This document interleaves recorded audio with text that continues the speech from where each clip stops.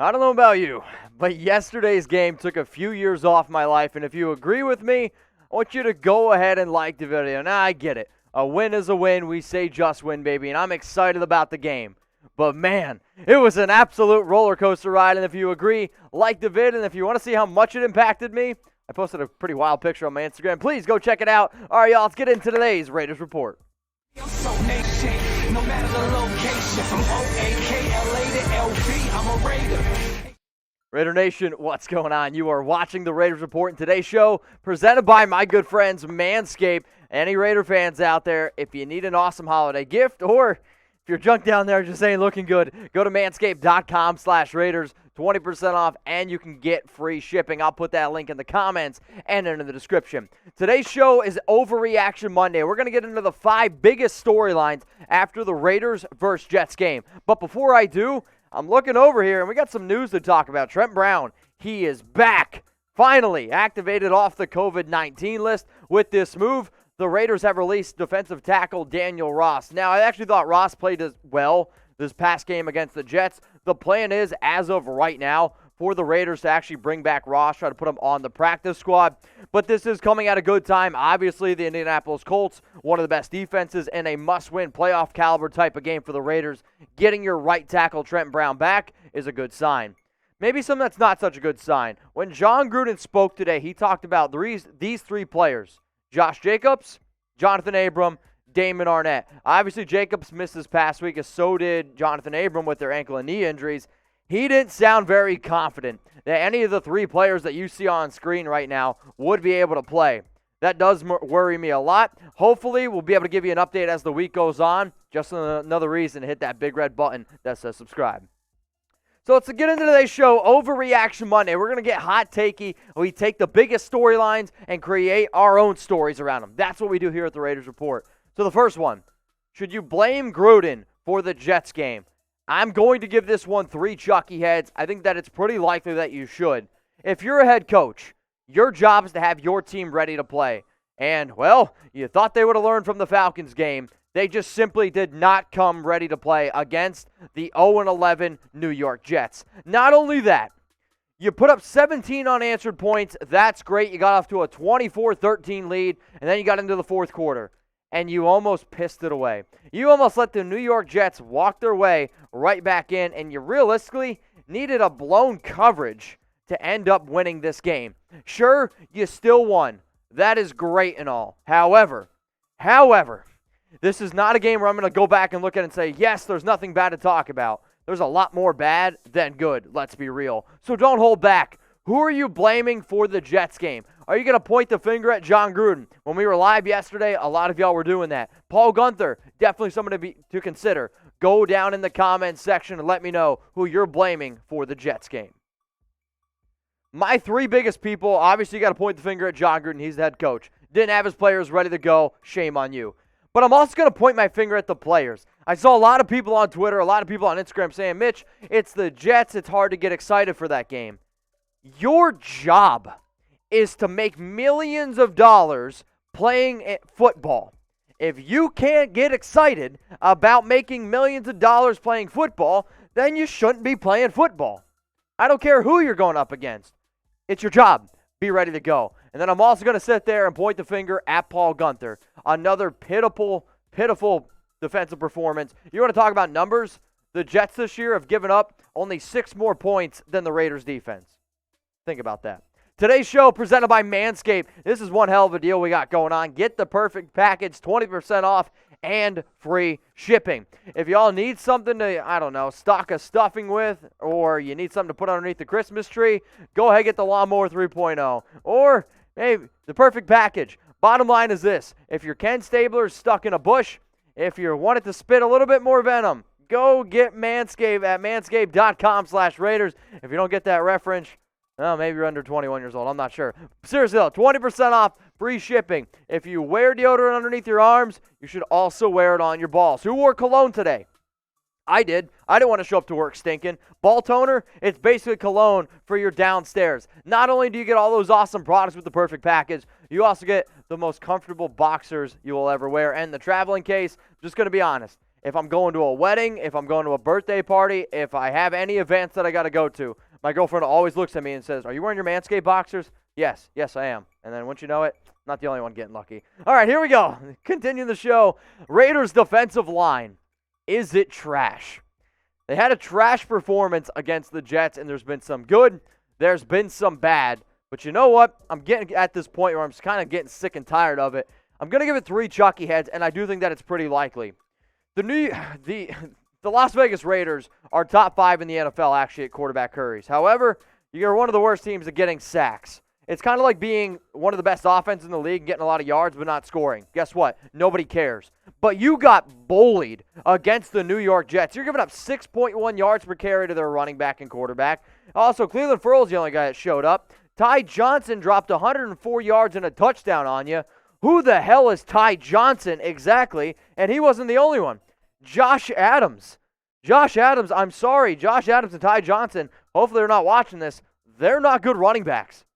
And they embarrassed you. The Jets' offensive line was whooping around our defense. I'm sorry, that simply can't happen. The only player that I thought showed any kind of heart whatsoever on the line yesterday was Clelin Ferrell. After missing the last 2 games, had 2 sacks, 3 quarterback hits, a pass breakup. Also, he forced 2 fumbles. He was one of the biggest reasons why the Raiders actually did end up winning this game. So for me, I definitely think that Clelin Ferrell deserves a whole lot of credit. When Jon Gruden was asked, hey, why did Carl Nassib not play? He said, we didn't go out and get Vic Beasley for no reason. So they chose to play Vic Beasley over Carl Nassib, which I thought was kind of an interesting situation.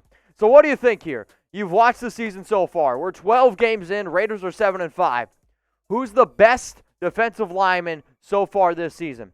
I anticipate a lot of people are going to say Max Crosby. And y'all know that I love Max. He's my dude. However, the answer is Clelin Ferrell. And when the Raiders drafted him number 4 overall, I gave it a D grade, had a lot of people hating on me. And I don't know if he's ever going to live up to that number 4 overall hype, but he has had a terrific season this year. He's one of the best, probably the best Raiders run stopper on the defensive line. He's played outside, he's played inside, he's done a lot of great things. The answer is Clelin Ferrell. If you disagree with me, right here. Come find me, Mitchell Renz 365. Next topic we're going to talk about is Henry Ruggs, and is he a bust? But Mitch, Henry Ruggs got a 46-yard touchdown. He's the reason the Raiders won the game. I'm actually going to respectfully disagree with you. Now, I'm going to give it only 2 chucky heads. People are talking. The reason why I'm saying this is people are talking. I'm going to say for 59 minutes of that game yesterday, the only conversation that I saw, Henry Ruggs stinks. He's a bust. We should have never picked him up. Why? A horrible drop ball, which led to Derek Carr's only turnover yesterday's game. A costly fumble where, sure, he brought it in. Would have been a first down to extend a drive. Instead, punched out, led to a Jets touchdown. And I get it. He made the play of the game. It saved our season. However, it was on a broken play. It was such a bad play that as soon as the game ends, Jets players saying, why the heck did we run that call? And I mean, even a guy like Rex Ryan, people around the media, Adam Schefter tweeted out, it was a play that people don't understand. Adam Schefter tweeted out that there's been 256 situations of where the Raiders were basically in that situation yesterday. And nobody has done the call that basically Greg Williams did. It was such a bad call that the Jets fired Greg Williams today. Think about that. So here's the quote from Rex Ryan on Ruggs' touchdown catcher, basically the call that Greg Williams did, bringing an all-out blitz in a situation where he should have never done it. Been around the thing for 58 years, 30 years as a coach. That's the dumbest call ever. There's no other way of putting it. There's a time and a place for cover 0. That sure ain't it. It's just stupid. It's just absolutely stupid. It is stupid. And I got some people yelling at me on Twitter for some takes that I have about, not celebrating this Raiders win. However, I don't really think you can celebrate it that much. Like, you need to learn from this because you should have lost the game. And if it wasn't for an 0-11 football team making such a dumb mistake, you're not still in this playoff race. Now, I know I'm getting away from the question that's presented on screen, but learn from your mistakes because if you don't, you're going to get bit in the butt. You didn't learn from Atlanta. Now you got to learn from the Jets and Atlanta, or else you're going to get your ass kicked against the Colts. Great Henry Ruggs rookie season so far. A, B, C, D, or F? The original question was Henry Ruggs a bust? and he isn't a bust. It is still way too early in his career. Really, any player as a rookie, you can't consider them a bust. Now, when I look at my grade for him for this season, it's probably a solid D. It has not been good, but I want to have a little bit of fun here. Let's play a game, right? So this is something that I used to do on Twitter a lot back in the day. It's basically one of these, they're called blind comparisons, blind tests. Here's a former Raiders wide receiver. In his first 27 games, he had 22 catches, 331 yards, and 3 touchdowns. Can you guess who it is? Think about it. Throw it down in the comments. The answer is Cliff Branch. He had 22 catches, 331 yards, 3 touchdowns. The bottom line is this. Sometimes it takes young receivers to learn what it takes to be a great receiver in the NFL. And I think we would all agree, Cliff Branch went on to be a great receiver and should be a future Hall of Famer. 500 catches, 8,685 yards, 67 touchdowns. The reason why Henry Ruggs was drafted was because Mark Davis said it himself. He reminds me a lot of Cliff Branch. Be patient, and hasn't been a good rookie season for Ruggs, but he is not a bust yet. The next guy we're going to talk about is Johnathan Abram, and is he the key to our defense? I can't give this one 4 Chucky heads. You know what? I can't quite give it 3 Chucky heads. However, we will be breaking it down around Johnathan Abram and a whole bunch of other players. But before I tell you how many Chucky heads this one is, please go ahead and subscribe to the Las Vegas Raiders Report. We just hit 66,839 subs. We're trying to get to 67K. If you haven't yet, turn on those notifications. That way you don't miss anything. You know what? It's Manscape show. Let's get to 69K subs. I'll make you a deal. If we can get to 69K subs by the end of this month, I will rock a mustache for the entire month of January. What do you think? Sounds good? Sure hope so. All right, the next guy we're going to talk about again, Johnathan Abram. It's 2 Chucky heads, key to the defense. Missed Week 13 versus the Jets, and he got a lot of blame against the Chiefs game for a blown coverage, and everyone's like, oh, Johnathan Abram stinks. PFF has him rated as one of the worst safeties in the league, actually.